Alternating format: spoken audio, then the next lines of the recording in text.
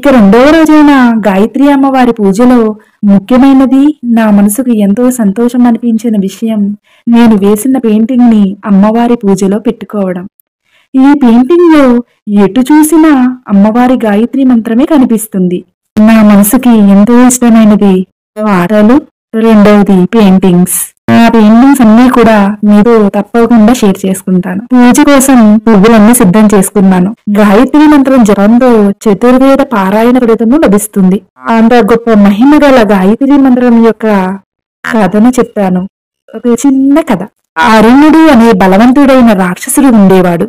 అతడు దేవతలను దేశించడమే కాక దేవలోకాన్ని పూర్తిగా జయించాలనే నెపంతో గాయత్రి జప పారాయణుడై తపస్సు చేశాడు. అలా తపస్సు చేస్తుండగా అరుణుడి శరీరం నుండి అగ్ని వెలువడింది. ఆ వేడినికి లోకాలన్నీ తప్పించిపోయాయి. దేవతలు బ్రహ్మదేవుణ్ణి శరణు కోరగా బ్రహ్మదేవుడు అరుణుడి ముందు ప్రత్యక్షమై ఏం వరం కావాలో కోరుకోమంటాడు. యుద్ధరంగంలో కాని, స్త్రీ పురుష వల్ల గాని, 2 కాళ్ల గల ప్రాణిచేత గాని, 4 కాళ్ల గల జంతువుల వల్ల గాని, పంచభూతాల్లో ఏ ఒక్కదాని వల్ల గాని మరణం లేకుండా వరముందని అడిగి వరం పొందుతాడు. వరగర్వంతో అరుణుడు దేవలోకాన్ని ఆక్రమించుకుంటాడు. దేవతలు భయపడి బోలాశంకరుణ్ణి కోరగా పరాశక్తిని ప్రార్థించమని చెప్పారు. ఆ జపాన్ని మానేస్తే తప్ప మనం ఆ రాక్షసుని సంహరించలేమని చెప్తారు. ఆ దేవతలలో బృహస్పతికి మంచి ఆలోచన వచ్చి వెంటనే ఆ రాక్షసుల వద్దకు వెళ్తాడు. మీరు దేవగురువు, దేవతలు నాకు శత్రువులు, మీరు నాతో పనేమిటి అని అడగగా, రాక్షసరాజా, మా ఆరాధ్య దైవమైన గాయత్రీ దేవతను నిరంతరం ధ్యానిస్తూ మేము జపించే మంత్రాన్ని నీవు జపిస్తున్నావు. అలాంటప్పుడు మనం శత్రువులు ఎలా అవుతాము అని అంటాడు. ఈ మాట వినగానే అరుణుడు కోపంతో ఇక నుండి నా శత్రువులు పూజించి జపించే ఈ గాయత్రి మంత్రాన్ని జపించనని చెప్తాడు. గాయత్రి మంత్రాన్ని మానివేసిన కారణంగా అరుణుడు తేజోహీనుడు, దుర్బలుడు అవుతాడు.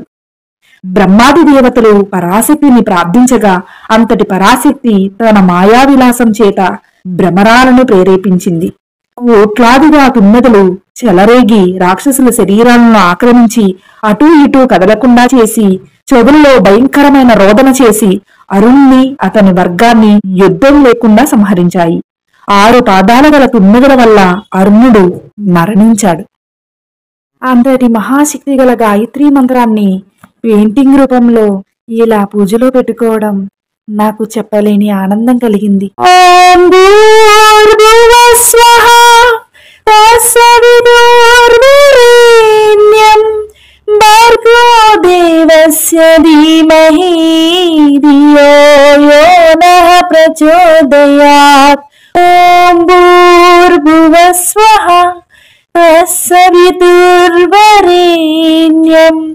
భర్గో దేవస్య ధీమహి ధియో యో నః ప్రచోదయాత్.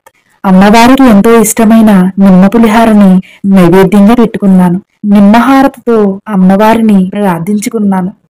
దీప ధూప నైవేద్యాలు సమర్పించుకున్నాను.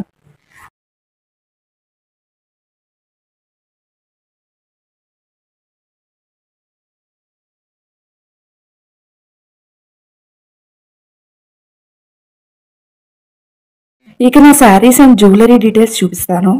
అమ్మవారికి ఇష్టమైన రంగునే నేను ఈ 9 రోజుల నవరాత్రుల్లో చూస్ చేసుకున్నాను.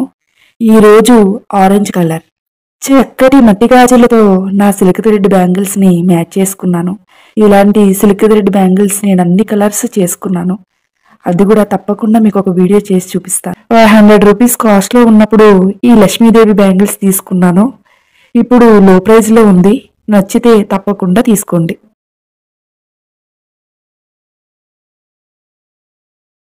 ఈ నెక్లెస్ లో 5 లక్ష్మీదేవుల లాకెట్స్ వచ్చాయి. నాకు చాలా నచ్చింది. విత్ కెంపు పచ్చ స్టోన్స్ తో మంచి కలగా ఉంది.